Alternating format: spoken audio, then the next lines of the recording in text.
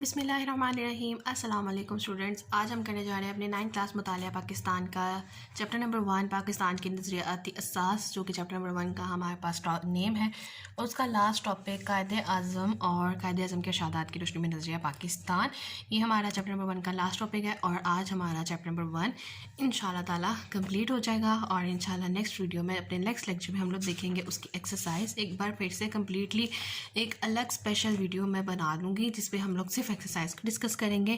اس کے علاوہ ساتھ ساتھ میں نے آپ لوگوں کو مارک کروایا تھا کہ یہ آپ لوگوں کا ایکسرسائز کا شارٹ ہے اور یہ آپ کا ایکسرسائز کا لانگ ہے، لیکن فار یور ایز میں ایک سیپریٹ ویڈیو جو ہے وہ بنا لوں گی، جس میں آپ لوگوں کو صرف اور صرف ایکسرسائز کو دیکھنا اور سمجھنا اور اپنے آنسرز وغیرہ کو کنفرم کرنا ایزی ہو جائے گا۔ تو چلیں اپنا سٹارٹ کرتے ہیں آج کا لیکچر، جو کہ ہے ہمارے پاس نظریہ پاکستان اور قائد اعظم۔ یہاں پہ ذرا نظریے کی مس پرنٹنگ ہوئی ہوئی ہے۔ ٹاپک کا نام ہے ہمارے پاس نظریہ پاکستان اور Quaid Azam and ideology of Pakistan.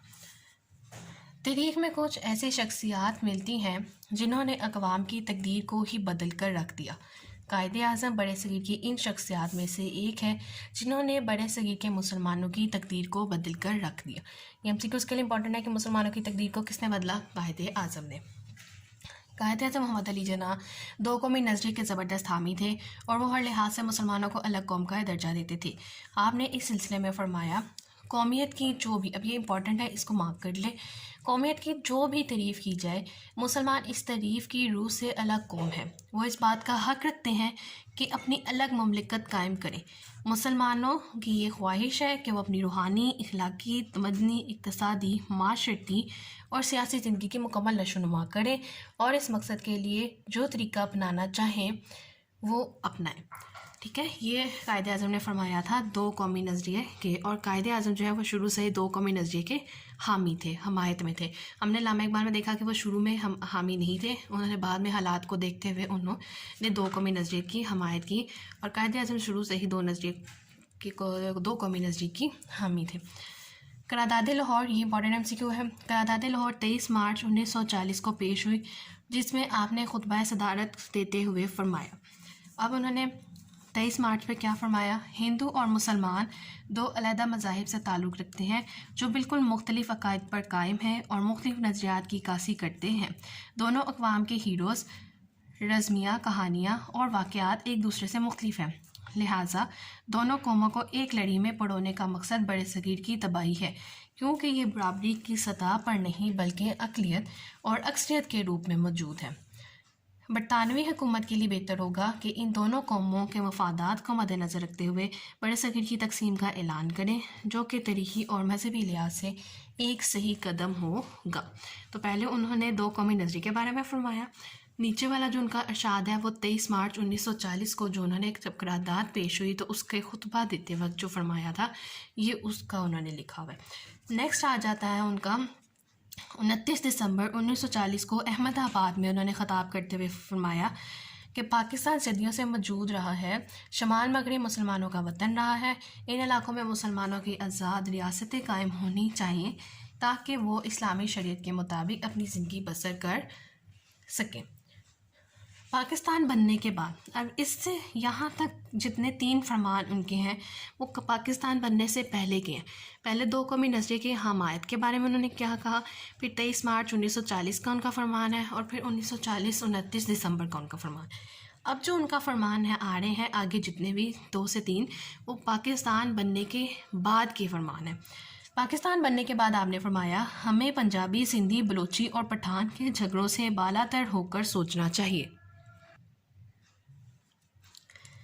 ہم صرف اور صرف پاکستانی ہیں، اب ہمارا فرض ہے کہ پاکستانی بن کر زندگی گزاریں۔ اس کے علاوہ آپ نے اقلیتوں کو مکمل تحفظ دینے اور برابری کے حقوق دینے کا اعلان کیا۔ اسے مارک کر لیں کہ آپ نے کس کے حقوق دینے کا اعلان کیا؟ اقلیتوں کو مکمل تحفظ اور حقوق اور برابری دینے کا اعلان کیا۔ یہی اسلام کی بنیادی تعلیم ہے، اور اسلام کی بنیادی تعلیم یہی ہے کہ صرف میجورٹی نہیں بلکہ مائنورٹیز کو بھی ایکوالٹی کے ساتھ رکھنا چاہیے، کوئی ڈسکرمنیشن نہیں ہونی چاہیے، ان کو بھی برابر حقوق ملنے چاہیے۔ جو آپ کو فیسیلیٹیز جو ایز آپ کو میجورٹی کو آپ دے رہے ہیں وہ مائنورٹیز کو بھی دینا چاہیے، یعنی کہ اقلیتوں کو، ٹھیک ہے۔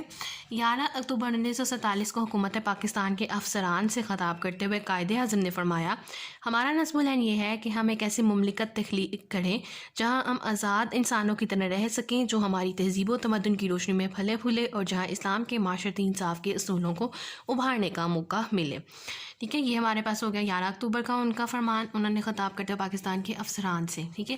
لاسٹ آتا تھا ان کا 1 جولائی 1948 کو، انہوں نے اسٹیٹ بینک کے افتتاح پر کیا فرمایا تھا، اور یہ بہت امپورٹنٹ ہے، شارٹ کوسچن، ٹھیک ہے۔